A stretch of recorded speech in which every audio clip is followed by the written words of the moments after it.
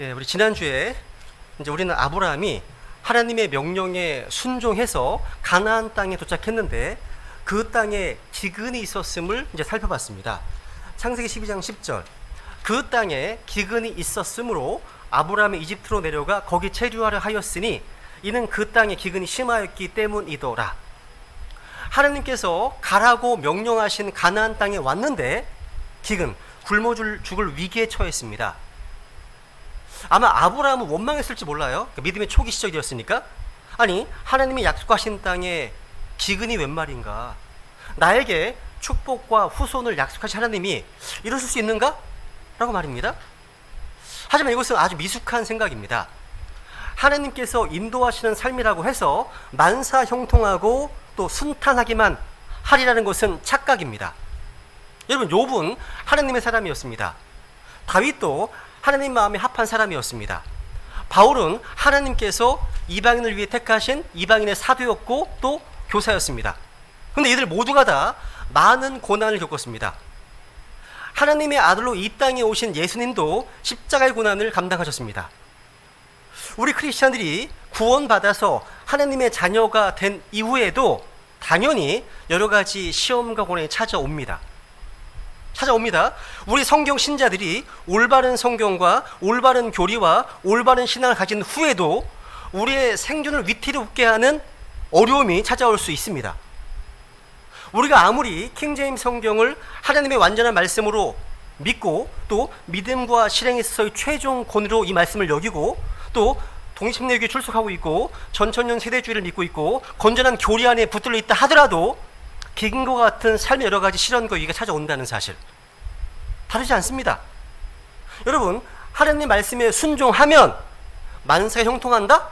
이것은 오늘날 크리스찬들의 신화라고 할 수 있습니다. 성경은 그렇게 말씀하지 않습니다. 성경은 이렇게 말씀하십니다. 세상에서는 너희가 환난을 당할 터이나, 한 번 더, 세상에서는 너희가, 예수님 따르는 제자들이죠, 너희가 환난을 당할 터이나 말씀하십니다. 그렇습니다. 우리가 믿음으로 살아가는 크리스찬들임에도 불구하고 이 땅을 살아갈 때 뭐가 있습니까? 환난이 있다고 성경은 증언합니다. 어쩌면 그 환난 때문에 우리가 뭔가 긴장의 띠를 풀지 않고 계속 주님을 의지하고 기도할 수 있도록 하기 위해서 여러 가지 시험과 다소간의 장애물들을 우리 인생의 장에 지속적으로 허용하시는 것입니다. 즉, 아브라함에게 찾아온 기근은요, 아브라함의 믿음을 테스트하기에 충분했습니다. 그러니까 하나님을 의지할 것인가, 아니면 지난주 말씀드린 것처럼 자기의 생각과 자기 방식대로 자기의 지혜를 의지할 것인가 하는 시험이었습니다. 만약 아브라함이 하나님의 뜻을 구하고자 주님의 말씀을 기다렸다면 결코 이집트로 내려가지 않았을 것입니다. 그리고 오늘 본문에 나와 있는 여러 가지 이집트에서 벌어진 여러 가지 문제들을 겪지 않았을 것입니다. 여러분, 아브라함이 기근이라고 하는 이 문제에 믿음으로 대처하지 못하고 도피하기로 결정했을 때 그 믿음이 계속 내리막이었습니다. 여러분, 가나안 땅에 기근이 드니까 이집트로 내려가기로 결정했고, 이집트로 내려가면서 두려움에 사로잡혔고, 두려우니까 거짓말을 했고, 그 거짓말 때문에 아내를 빼앗길 뻔했습니다. 계속 꼬리를 묻니다. 그러니까 한번 백슬라이딩 되니까, 미끄러지기 시작하니까 걷잡을 수가 없는 거예요, 이게요. 잠언 29장 25절 읽습니다. 시작. 사람을 두려워하면 올무에 걸리나 누구든지 주를 신뢰하는 자는 안전하리라. 여러분, 사람을 두려워하면 이런 실수를 하는 겁니다. 여러분, 사람을 두려워하면 올무에 걸립니다. 베드로는요, 사람을 두려웠기 때문에 주님을 부인하고 배반했습니다. 빌라도는 사람을 두려워했기 때문에 예수님 십자가에 못 박았습니다. 마태복음 10장에 보시면요, 주님께서 말씀하십니다. 몸은 죽여도 혼은 능히 죽이지 못하는 자를 두려워하지 말고 오직 혼과 몸을 능히 지옥에서 멸할 수 있는 분을 두려워하라. 여러분, 그럼 사람을 두려워하지 않으려면 어떻게 해야 될까요? 잠언 전체의 강조점이 있다면 한 말씀입니다. 읽어볼까요? 전원구절 10절 시작. 주를 두려워하는 것이 지혜의 시작이요 거룩한 것들을 아는 것이 명철이니. 여러분, 지혜의 시작이 뭡니까? 주님을 두려워하는 겁니다. 주님을 두려워하는 것 지혜의 시작입니다. 또 주님을 두려워하는 것 지식의 시작입니다. 여러분, 주님을 두려움이 없다면 지식의 시작도 없고 지혜의 시작도 없습니다. 오늘날 대부분의 현대 교회에서는 이 두려움을 제거해버리고 근데 전력해버립니다. 하나님은 당신 사랑하십니다. 이런 달콤한 얘기만 합니다. 성경은 주님을 두려워하라 수백 번 강조합니다. 두려워하라. 성경에 보시면요, fear not, 두려워하지 말라, 이 말씀이 수백 번 나옵니다. 자주 나오죠, 그죠? 여러분, 우리는요 사람을 두려워하지 않습니다. 우리는 인플레이션이나 경기 침체를 두려워하지 않습니다. 우리는 갑작스러운 재앙을 두려워하지 않습니다. 우리는 죽음을 두려워하지 않습니다. 우리는 원수들을 두려워하지 않고 내일 일을 두려워하지 않습니다. 죽음 이후의 일들도 두려워하지 않습니다. 왜 그렇습니까? 주님께서 우리에게 피스, 화평, 평안을 주시고 근심하지도 말고 두려워하지도 말라고 하셨기 때문입니다. ዮም 14장 17절 읽습니다. 시작. 내가 너희에게 화평을 남기노니 곧 나의 화평을 너희에게 주노라. 내가 그것을 너희에게 주는 것은 세상에 주는 방식과 같지 아니하니 너희는 마음에 근심하지도 말고 두려워하지도 말라. 너희는 마음에 근심하지도 말고 두려워하지도 말라. 누가 말씀하신 겁니까? 우리 주님께서 하신 말씀입니다. 여러분, 히브리서 13장에 보시면요, 주님께서 우리를 돕는 분이시기 때문에 뭘 하든지 간에 두렵지 않습니다. 읽습니다. 시작. 그러므로 우리가 담대히 말하, 주는 나를 돕는 분이시니 사람이 내게 무엇을 행하든지 내가 두려워하지 아니하리라 하노라. 그러니까 우리는 이런 것들 두려워하지 않습니다. 근데 우리는요, 성경 말씀대로 주님을 두려워하고 주님의 말씀을 두려워 떨어합니다. 그죠? 여러분, 주의 말씀을 두려워하십니까? 다윗은요, 주의 말씀에 두려움 가운데 거하고 있다고 고백합니다. 이 말씀을 두려워하는 거예요. 왜? 살아있는 하나님의 말씀이기 때문에. 죽어있는 책이 아니에요. 이 책이 나를 알고 있습니다. 나의 동기를 알고 있습니다. 나의 계획을 파악하고 있습니다. 책이요. 읽다 보면 죄가 찔리잖아요. 하나님의 말씀이 나를 가장 잘 알고 있어요. 거울처럼. 보통 책이 아닙니다. 이 책은요, 수십 번 읽는다 하더라도요, 진리의 근저리에도 못 갑니다. 어마어마한 광맥이 있는데 정말 일평생 다 읽고 공부한다 할지라도요, 아주 조금 파악한 것 뿐입니다. 교회에서 20년 동안 이 책을 파헤치고 공부 연구했지만 아직도 어마어마한 죄가 많이 남아 있습니다. 그죠? 이거 뭐 다 알미 없는 하나님의 말씀이죠. 그죠? 여러분, 주님은요, 우리가 두려워해야 될 분이십니다. 주의 말씀은 우리가 두려워해야 할 대상입니다. 이 말씀은요. 그래서 아무런 여기저기 많은 얘기가 있다 하더라도 주님께서 이렇게 말씀하시다. And the Bible said. 이런 말 하면요, 그냥 끝나는 겁니다. 확정된 주의 말씀이 끝난 겁니다. 이건요. 그죠? 여러분, 하나님을 두려워하면 사람을 두려워하지 않게 됩니다. 우리가 두려움을 극복하기 위해서는요, 하나님을 의지해야 됩니다. 그리고 하나님을 두려워하면 되는 거죠. 그러면 사람은 두렵지 않습니다. 그런데 우리의 포커스가, 우리의 초점이 하나님을 떠날 때, 우리의 삶의 궤도가 하나님에서 이탈할 때 사람을 두려워하고 상황을 두려워하기 시작하는 것입니다. 그래서 오늘 본문의 아브라함의 모습을 통해서요, 아, 이게 포인트구나. 하나님과의 바른 관계가 제일 중요하구나. 이걸 배우게 됩니다. 뭐가 제일 중요하다고요? 따라해보세요. 하나님과의 바른 관계. 여러분, 하나님과 내가 바른 관계에 있다는 것은요, 내가 하나님의 다스림 아래 있다는 것이고요, 내가 하나님의 영역 아래 있다는 뜻입니다. 그러면 여러분 삶에 질서가 잡혀요. 무질서하지 않습니다.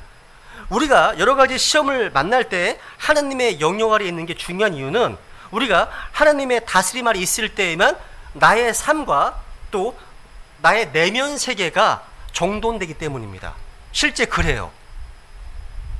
여러분 생각해보세요. 다윗 생각해보세요.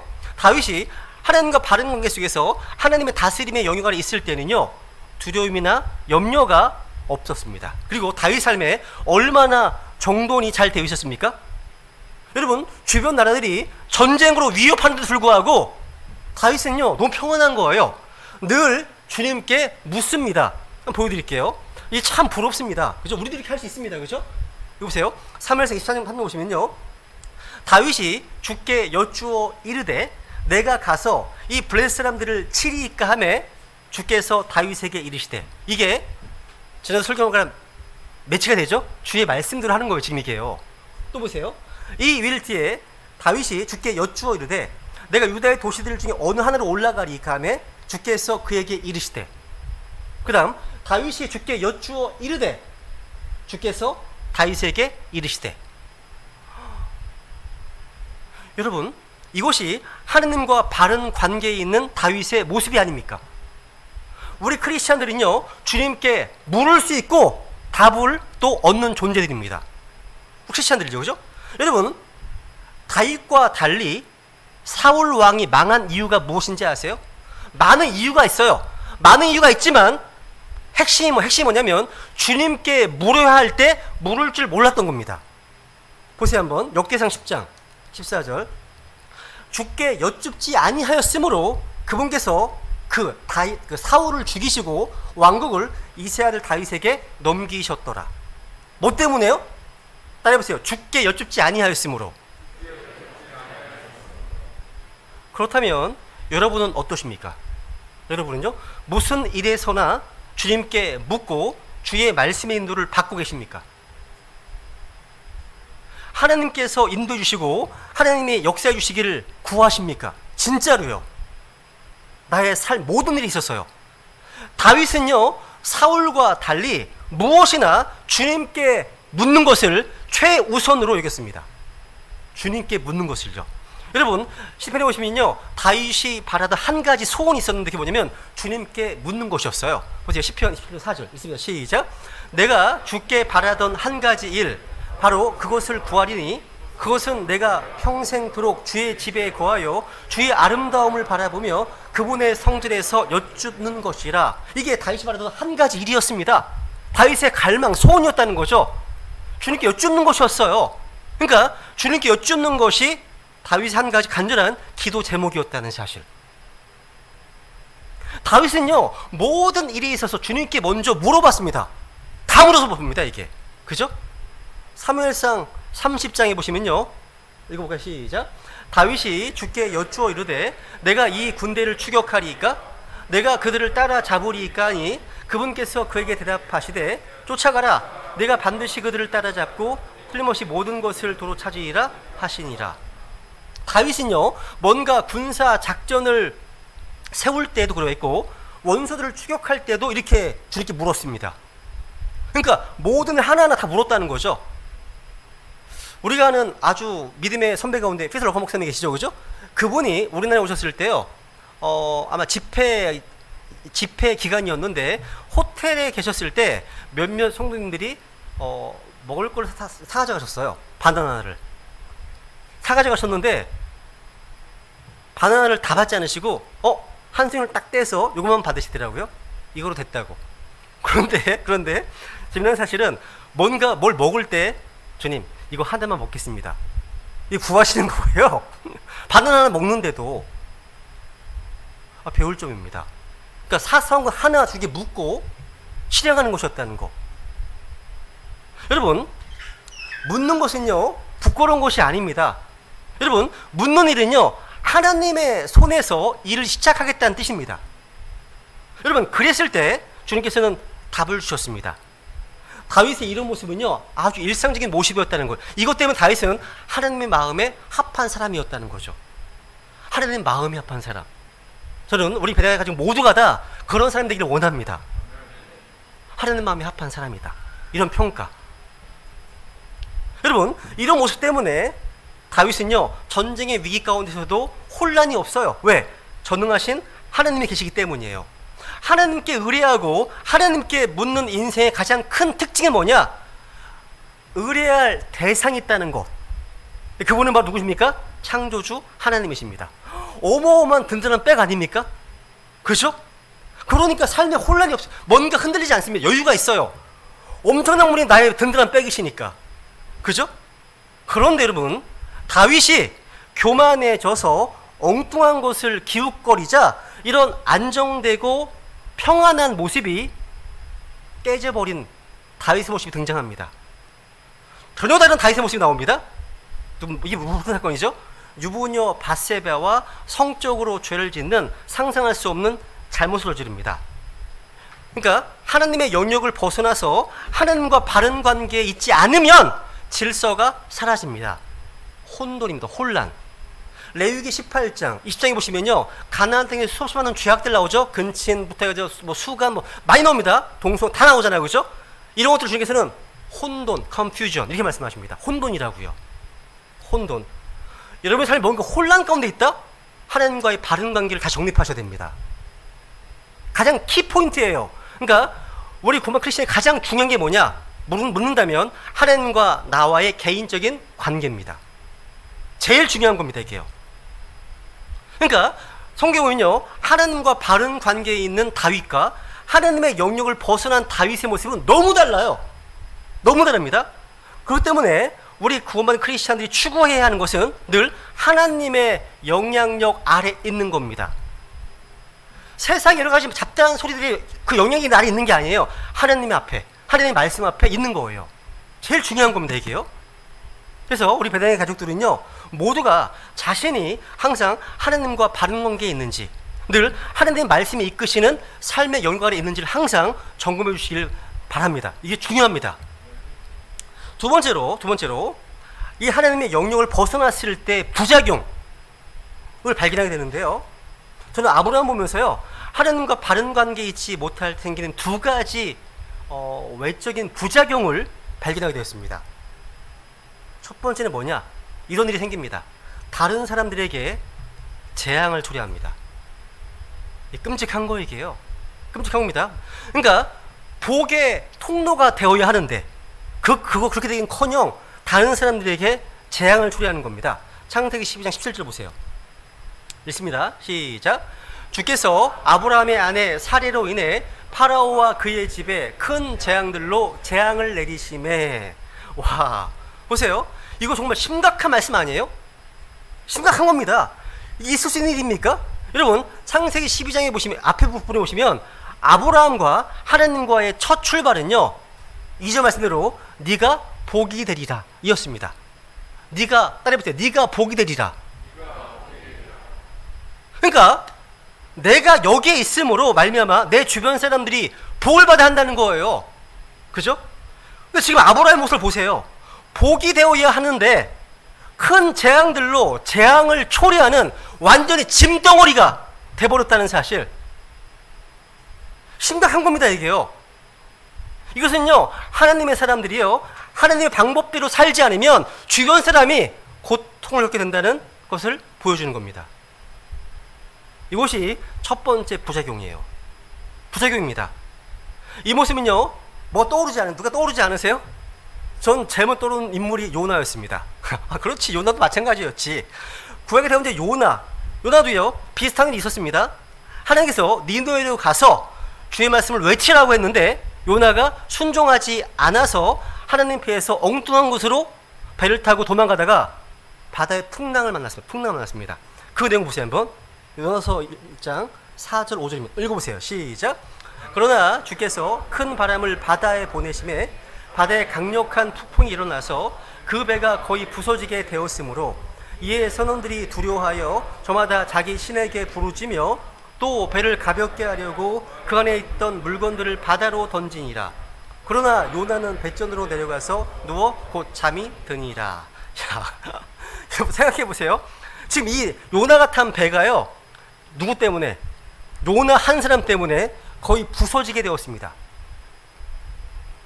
한 사람의 불순종 때문에, 한 사람의 죄 때문에 많은 사람이 고생하는 거죠. 여러분, 한 사람 아간의 죄는요, 여호수아 7장에 보시면 이스라엘 전체를 위기에 빠뜨렸습니다. 그죠? 한 사람 요나의 죄, 불순종의 이 죄는요, 이 배에 탄 선원들의 물건을 다 버리게 했고 목숨을 위험에 빠뜨렸습니다. 그런데 여러분, 이거와 정반대 일이 벌어지죠. 신약성경에 보시면 사도행전 27장에 보시면 이와는 반대로 사도 바울이 탄 배가 난파당하던 그 배에 있던 267혼이 구원받았습니다. 반대가 됐죠. 그러니까 사도 바울은요, 요나와 달리 태풍이 일고 배가 난파당하게 되었을 때 그들 모두를 구원했습니다. 한 사람 의인 바울 때문에, 한 사람 죄인 요나 때문에 죽음의 위험에 빠졌습니다. 차이가 이 차이가 무엇입니까? 순종과 불순종의 차이입니다. 하나님과 바른 관계에 있느냐 아니냐의 차이입니다. 주님과의 바른 관계 속에서 주의 말씀에 순종하면 남에게 복이 되고 남을 구원합니다. 근데 그렇지 못할 때는요, 남은 고사하고 자신도 구원할 수 없습니다. 두 번째, 하나님의 영역을 벗어난 아브라함이 겪은 두 번째 부작용이 있습니다. 뭐냐면 정말 창피한 게 이거예요. 아마 다 경험해 보셨을 것 같아요. 저도 경험해봤습니까? 봤으니까요. 구원받지 못한 이교도들에게 꾸지람을 듣는 비참한 수치를 겪어야 했다는 겁니다. 이교도들에게. 이게 한마디로 우리가 하는 말로 얘기하면 간증을 잃은 거예요. 간증을 잃었습니다. 한번 18절 19절 보세요. 18절 19절 이렇게 했으면 시작.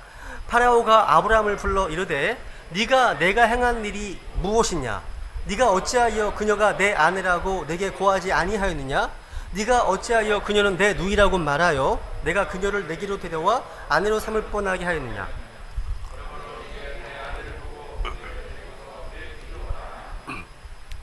이 말씀 내가 아브라함 입장이면 굉장히 얼굴이 진짜 창피했을 것 같아요. 굉장히요.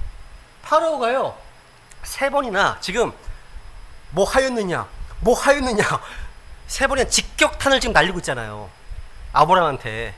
그죠? 근데 재밌는 게 뭔지 아세요? 아브라함이 반응이 없어. 할 말이 없어요.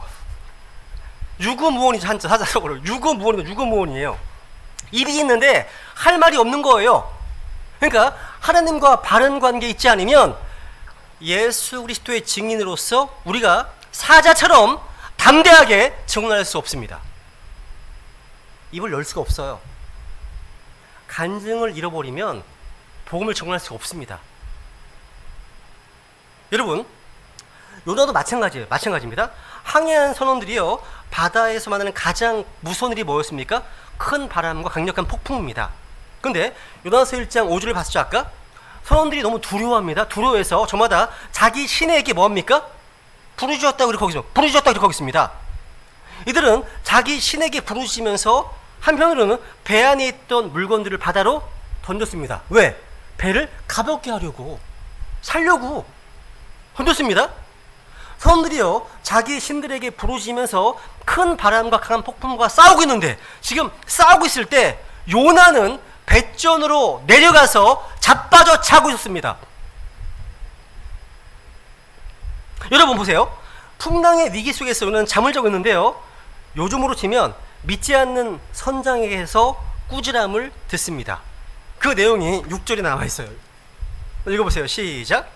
그러므로 선장이 그에게 가서 그에게 이르되 오 잠자는 자여, 이것이 무슨 의도냐? 일어나 내 하나님을 부르라. 혹시 하나님이 우리를 생각해 주시면 우리가 망하지 아니할 수도 있다 하니라. 요나는요, 오늘날 멸망하는 세상 속에서 무신경하게 잠자는 교회, 잠든 성도들의 모습을 잘 보여줍니다. 그러니까 요나는요, 잠든 성도들, 잠든 교회의 모습을 잘 보여주고 있습니다. 아브라함도 마찬가지예요. 지금 분노하는 파라오의 질문 앞에서 아무 대답도 할 수 없습니다. 아브라함은요, 말 한마디도 못한 채 왕 앞에 쩔쩔매 서 있습니다. 쩔쩔매고 있는 거예요. 그러면서 파라오는요, 지금 아브라함의 사례를 남편에게 넘겨주면서 경멸스러운 어조로 아내를 데리고 네 길로 가라고 말했습니다. 저는 이런 거 보면 여기서는 모든 면에서 이교도인 파라오가 믿음의 사람 아브라함보다 더 멋진 모습을 보여주는 것 같아요. 이런 면에서는요, 삶이 저는 여러분, 아브라함과 사라가요, 이 왕궁을 빠져나올 때, 거의 도망쳐 빠져나왔으니까 빠져나올 때 정말로 파라오가요 자기의 신하들을 향해서 말하는 소리가 들리는 것 같습니다. 이게 믿는 자의 모습이라면 다시는 믿는 자를 만나고 싶지 않군, 이런 말들 하지 않았을까 싶습니다. 이것을 저는 안티 기독교의 기원이라고 말하고 싶습니다. 그러니까 오늘날 기독교 안티의 많은 원인 제공을 누가 했다는 거예요? 교회가 했음을 인정해야 됩니다. 교회가 한 거예요. 이게 교회가 한 겁니다. 저는 이것이 오늘날 21세기 이 마지막 날들 가운데 있는 교회의 모습이 아니겠습니까? 하나님께서는요 세상에 복이 되라고, 또 멸망을 하고 있는 세상을 걱정하라고, 지옥을 향해 가고 있는 세상을 걱정하라고 교회를 세우셨는데 지금은 세상이 교회를 걱정합니다. 세상이. 교회가 이러면 안 되는데, 교회가 이런 부끄러운 일로 뉴스에 넣으면 안 되는데 어떡하지? 목회자가 저러면 안 되는데, 이런 게 오늘날의 현실 아닙니까? 그러니까 하나님 안 믿는 선장이 요나에게 했던 얘기 그대로입니다. 당신 뭐하고 있어? 잠을 자고 있다니. 그러니까 선장이 했던 말은요 이렇게 표현할 수 있습니다. 오늘 말하면, 아니 무슨 교회가 이래, 아니 무슨 크리스찬이 이래, 아니 무슨 성경들이 믿는다고 하는 성경 신자들이 왜 이래, 무슨 목사가 이래, 이런 거. 그러니까 목사가, 교회가, 크리스찬이, 성경 신자들이 대놓고 악한 짓하고 성적으로 또 물질적으로 죄를 짓는 모습들, 이것만이 아닙니다. 말씀의 사역지로 부름받았다고 하는 목회자가 성경에 무지한 것도 비극이고 죄입니다. 무능한 상태, 무기력한 상태로 잠을 자고 있는 상태도 똑같이 추궁당할 죄라는 겁니다. 잠자고 있는 모습도. 우리가 하나님과의 바른 관계에서 벗어나서 하나님의 영역을 이탈하면요, 아무리 믿음 조상 아브라함이라 할지라도요 세상 사람 파라오에게 꾸지람을 듣고 그 앞에서 유구무원일 수밖에 없는 겁니다. 부끄러운 거죠. 여러분, 아무리 대언자를 할지라도요 하나님 믿지 않는 선장이 지금 뭐하고 있냐 추궁할 때 별명할 수 없는 수치 가운데 빠지게 된다는 사실. 그런데 놀라운 사실은요, 하나님께서 아브라함을 버리지 않으셨다는 사실입니다. 우리가 지금 어제 보면 아브라함의 어떤 삶의 스토리 가운데 가장 초라하고 비참했던 순간 중 하나가 이런 모습이, 오늘 이 모습입니다. 그죠? 근데 여기서 주목해야 될 포인트가 있습니다. 지금 자기 힘으로 수습이 안 되는 이런 유구무원의 상태에서 어떻게 회복이 일어났습니까? 그러니까 이런 위기 상황을 극복하는 두 가지 조건이 있음을 보게 됩니다. 이걸 정리하고 마치겠습니다. 먼저 하나님이 개입하셨습니다. 따라해보세요. 하나님의 개입. 그러니까 하나님께서 먼저 개입해 주셨다는 말이에요. 아까 17절 봤죠? 17절 보세요. 주께서 아브라함의 아내 사례로 인해 파라오와 그의 집에 큰 재앙을 내리시매. 누가요? 주님께서. 지금 하나님이 수습하기 시작하시는 거예요. 너무 불쌍하니까. 그쵸? 근데 참 아이러니하면서 흥미로운 게 뭐냐면, 아브라함이 정말 추할 대로 추해진 이 상황은요 하나님께서 개입하셨기 때문에 생긴 일이라는 사실입니다. 그러니까 하나님의 개입하심 때문에 파라오와 그 집안에 재앙을 내리셨기 때문에 아브라함에게 수치가 온 거예요. 얼마나 아이러니합니까 지금 이게? 그러니까 너무 아이러니한 모습이 이겁니다. 이것은요 어떻게 보면 진짜 복이 되기 위한 중요한 조건입니다. 무슨 얘기냐? 아브라함 입장에서는요 하나님의 개입하시며 굉장히 불편했을 겁니다. 하나님의 개입하심 때문에 아브라함이 수치를 당하는 자리에 빠지게 되었습니다. 하나님이 개입하셔서 불편한 일이 초래가 되었어요. 사실 이것은요 하나님의 축복이었습니다. 다시 가나안 땅으로 보내기 위한 축복이었습니다. 이게요 무슨 얘기예요? 갈보리 십자가의 피로 하나님의 자녀가 된 우리는요 반드시 알고 있어야 되는 것이 이겁니다. 우리 하나님은 절대로 우리를 내버려 두지 않으시는 하나님이십니다. 근데 우리 하나님은요 절대로 우리를 방치하지 않으신 하나님이십니다.